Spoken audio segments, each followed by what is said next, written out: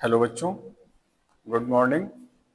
मैं Janardan Yadav Saket girls PG college से Saket PG college की ऑनलाइन क्लासेस में आप सभी का स्वागत है। बच्चों, आपकी क्लासेस भी शुरू हो चुकी हैं। आप लोग कॉलेज आके क्लासेस कर सकते हैं, पर जो लोग अभी नहीं आ सकते हैं उनके लिए ऑनलाइन क्लासेस का ये विकल्प प्रस्तुत किया गया है, जिसमें हम लोग आपको पढ़ा रहे हैं। और आज बच्चों मैं आप लोगों को पढ़ाऊंगा ह्यूमन ज्योग्राफी का टॉपिक, मानव भूगोल का अर्थ और उसकी परिभाषाएं। ये आपके बीए सेकंड सेमेस्टर का जो सिलेबस है और पेपर का नाम आपका मानव भूगोल है, तो उसमें सबसे पहले जो टॉपिक शुरू होता है वो शुरू होता है कि मानव भूगोल का अर्थ और उसकी परिभाषा। तो हम लोग आज मानव भूगोल के अर्थ और उसकी परिभाषा पे चर्चा करेंगे। तो मानव भूगोल का अर्थ बच्चों, जैसा कि अगर सामान्य रूप में हम देखें तो नाम से ही स्पष्ट होता है कि मानव भूगोल ये भौतिक भूगोल की ही तरीके से भूगोल की एक प्रमुख शाखा है।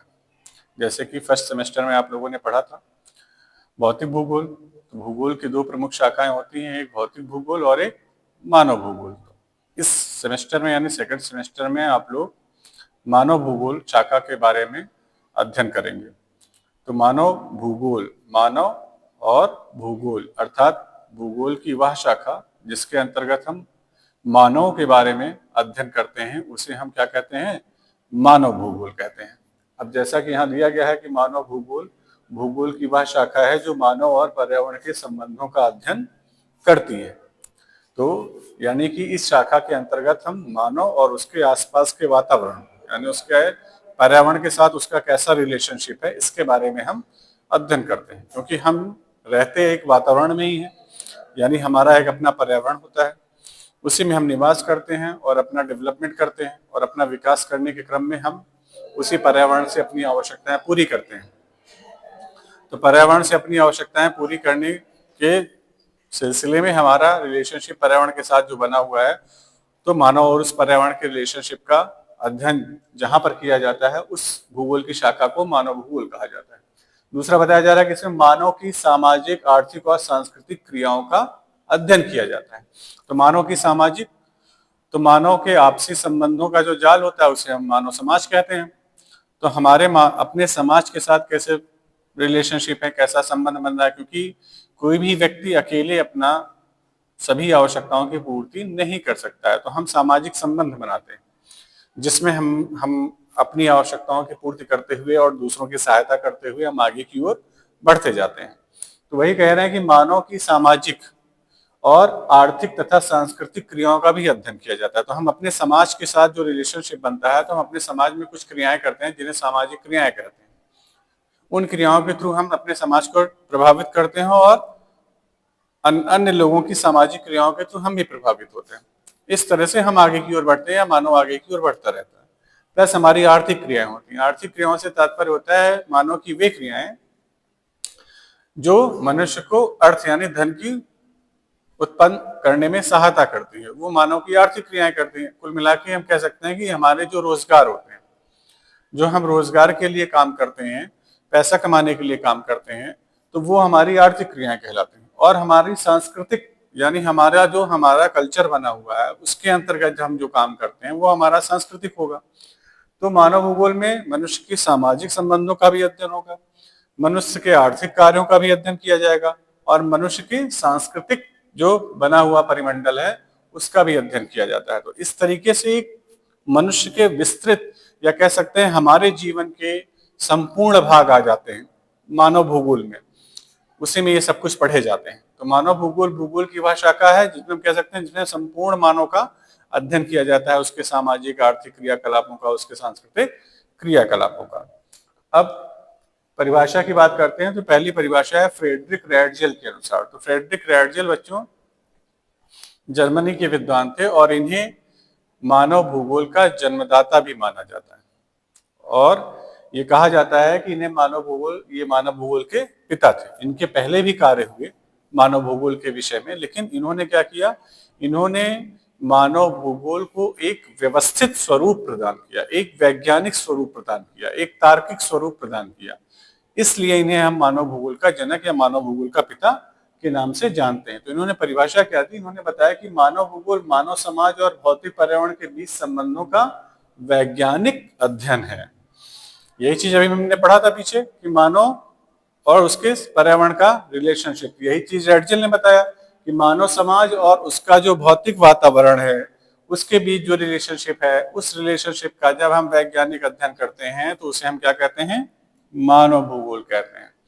तो मानव भूगोल में वैज्ञानिक अध्ययन से तात्पर्य हुआ तार्किक ढंग से अध्ययन करना, व्यवस्थित ढंग से अध्ययन करना। ठीक है, उसमें हम व्यवस्थित ढंग से या तार्किक ढंग से उसका अध्ययन करते हैं, इसीलिए हम मानव भूगोल की संज्ञा प्रदान करते हैं। ये रेडजिल ने कहा था। रेडजिल ने ग्रंथ भी लिखा था बच्चों, जिसका नाम था एंथ्रोपोजियोग्राफी, एंथ्रोपोजियोग्राफी, और उसके अंतर्गत इन्होंने मानव भूगोल का एक विस्तृत और विशद वर्णन कर रखा है कि किस तरीके से मानव भूगोल का विकास हुआ और कैसे उसमें चीजों को सम्मिलित किया गया, अलग से एक शाखा के रूप में स्थापित करने में रेडजिल ने अपनी महत्वपूर्ण भूमिका निभाई हुई है। दूसरी परिभाषा दी गई है एलन सेम्पल के अनुसार। इनका पूरा नाम था एलन सी सेम्पल। ये अमेरिका की भूगोलवेत्ता थी। ये रेडजिल की शिष्या थी, रेडजिल की शिष्या थी अमेरिका की। इन्होंने बताया मानव भूगोल वह अध्ययन है जिसमें पर्यावरण के प्रभाव से मानव के विकास को समझा जाता है। तो वही चीज इसमें भी आ रही है कि मानव और मानव के पर्यावरण के आपसी संबंधों का अध्ययन। जब मानव अपनी क्रियाओं से पर्यावरण को प्रभावित करता है तो पर्यावरण भी अपने प्रभाव से मानव की क्रियाओं को और मानव के विकास को प्रभावित करता है। तो यही इन्होंने कहा कि पर्यावरण का प्रभाव मानव के डेवलपमेंट के ऊपर कैसा पड़ता है, मानव के विकास के ऊपर कैसा पड़ता है, ये चीजें शामिल की जाती हैं मानव भूगोल के अध्ययन के अंतर्गत। इसका मतलब ये साफ हो गया कि हम जो विकास करते हैं उस पर हमारे वातावरण का प्रभाव पड़ता है। यानी कोई भी व्यक्ति पृथ्वी पर जहां भी होगा, जिस भी महाद्वीप में होगा, जिस भी भौगोलिक परिक्षेत्र में निवास करता है, उसके पूरे भौगोलिक परिक्षेत्र का प्रभाव उसके विकास पर निर्भर करता है। इसका मतलब विश्व में जो विकसित और विकासशील देशों की परिभाषाएं गढ़ी गई हैं, इसमें केवल मानव के क्रियाकलाप ही शामिल नहीं होते हैं, अपितु मानव का भौगोलिक परिवेश भी डिपेंड करता है। अगर आप गौर करेंगे पृथ्वी के ऊपर तो आपको विकसित जो देश जो मिलेंगे वो मैक्सिमम ऐसे मिलेंगे जहां पर शीत जलवायु पाई जाती है। जैसे अमेरिका हो गया, यूरोप के देश हो गया, इंग्लैंड हो गया, डेनमार्क हो गया, स्वीडन हो गया, ये वो राष्ट्र हैं, या जापान हो गया, रसिया हो गया, ये देश ऐसे हैं जहां पर शीत जलवायु पाई जाती है। इसका मतलब आप समझिए मानव के विकास को। मानव का विकास प्राय उन्हीं क्षेत्रों में हुआ है जहां ठंडी जलवायु पाई जाती है। इसका मतलब भौगोलिक पर्यावरण का जो प्रभाव होता है वो मानव के डेवलपमेंट पर पड़ता है। ठीक है, और जो गर्म जलवायु वाले देश हैं जैसे भारत है, बांग्लादेश है, पाकिस्तान है, श्रीलंका है, अफ्रीका महाद्वीप है, आप देख सकते हैं ये सब विकासशील हैं या अति पिछड़े हुए देश हैं। ठीक है, जैसे अफ्रीका तो अति पिछड़ा महाद्वीप है, उसका पता है आपको, वहां पर गर्म जलवायु पाई जाती है।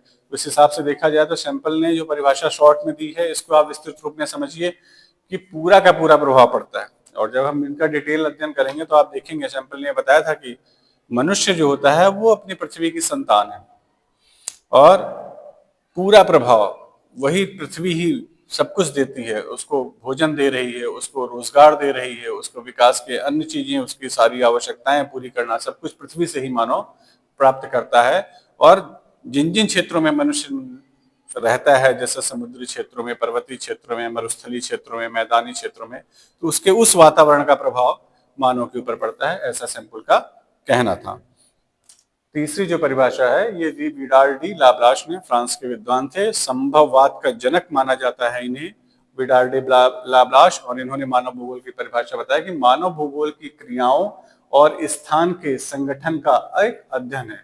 तो मानव भूगोल मानव की क्रियाओं और उसके स्थानिक संगठन, उसके आसपास का जो स्थानिक संगठन है उसका अध्ययन करता है, अर्थात अपनी क्रियाओं से मानव अपने सामाजिक संगठन को प्रभावित करता रहता है और उसी के आधार पर वो आगे की ओर बढ़ता जाता है। फिर मानव भूगोल के क्षेत्र हैं बच्चों, 4 प्रकार के क्षेत्र यहाँ दिए गए हैं: जनसंख्या भूगोल, अधिवास भूगोल, आर्थिक भूगोल और सांस्कृतिक भूगोल। तो जनसंख्या भूगोल के अंतर्गत हम क्या अध्ययन करते हैं? जनसंख्या भूगोल के अंतर्गत हम अध्ययन करते हैं कि किसी स्थान या किसी क्षेत्र या किसी राज्य या देश की जनसंख्या कितनी है, उसका जनघनत्व क्या है, उसका लिंगानुपात क्या है, उस क्षेत्र में जनसंख्या की वृद्धि दर कैसे है, जनसंख्या का वितरण कैसा पाया जाता है, वहां जनसंख्या प्रवास की दर क्या है, किसी जैसे भारत के ही किसी राज्य में जनसंख्या अधिक क्यों है या किस राज्य में जनसंख्या कम है, किसी राज्य का लिंगानुपात ज्यादा है, कहाँ का जनसंख्या घनत्व अधिक है, ये सारी चीजें हम जनसंख्या भूगोल के अंतर्गत अध्ययन में लाते हैं। अधिवास भूगोल के अंतर्गत हम मानव बस्तियों के बसाव, उनके स्वरूप, उनके प्रतिरूप, उनके मॉडल, उनके तरीकों का अध्ययन करते हैं कि मनुष्य पृथ्वी पर किस प्रकार से बसता है, किस रूप में उसका बसाव हुआ है, कैसे कैसे उसने अपने अधिवास बना रखे हैं। आर्थिक भूगोल एक विस्तृत शाखा है मानव भूगोल की, और इसके अंतर्गत हम मनुष्य की समस्त आर्थिक क्रियाओं का अध्ययन करते हैं और उसकी उत्पत्ति से लेकर के वर्तमान स्वरूप तक का, पर्यावरण के साथ संबंधों का, आर्थिक स्वरूप में क्या क्या बदलाव हुए हैं, इनका अध्ययन किया जाता है। जैसे प्रारंभिक कोई भी समाज हो, चाहे वो भारत का हो, चाहे वो अमेरिका का हो, चाहे वो इंग्लैंड का हो, चाहे वो जर्मनी का हो, चाहे वो जापान का हो, सारे समाज प्राथमिक क्रियाओं से शुरुआत करते हैं। धीरे धीरे द्वितीयक, तृतीयक, चतुर्थक, पंचम क्रियाओं की ओर ये लोग बढ़ते जाते हैं और क्रियाओं के स्वरूप भी बदलते जाते हैं। भारत में भी जैसे कृषि प्रधान राष्ट्र है, कृषि का तरीका अगर आप देखेंगे तो आपके दादाजी के टाइम पे या उसके भी पहले कृषि का जो तरीका था वो बहुत पुराना था। सारे काम हाथों से किए जाते थे। अपने यहाँ तो बैलों के द्वारा खेत जोते जाते थे। अब देख लीजिए वो चीजें समाप्त हुई, ट्रैक्टरों का प्रयोग किया जाने लगा, धान और गेहूं काटने की मशीनें आ चुकी हैं, अब बुआई की मशीनें आ चुकी हैं।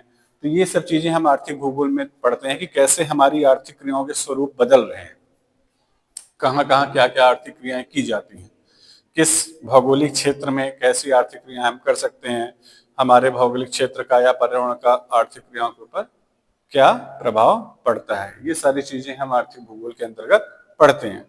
इसके बाद है सांस्कृतिक भूगोल। फिर से वही कि मनुष्य की संस्कृति कैसी है, हमारा परिवेश क्या है, हमारी कल्चर क्या है, कैसे कोई मानव अपनी संस्कृति का विकास करता है और कैसे उसमें रह करके वो अपना डेवलपमेंट करता है, किस देश की या किस संस्था की, किस महाद्वीप की, किस प्रजाति की कैसी संस्कृति रही है और उस संस्कृति में क्या परिवर्तन आए, कैसा उसका स्वरूप बदला।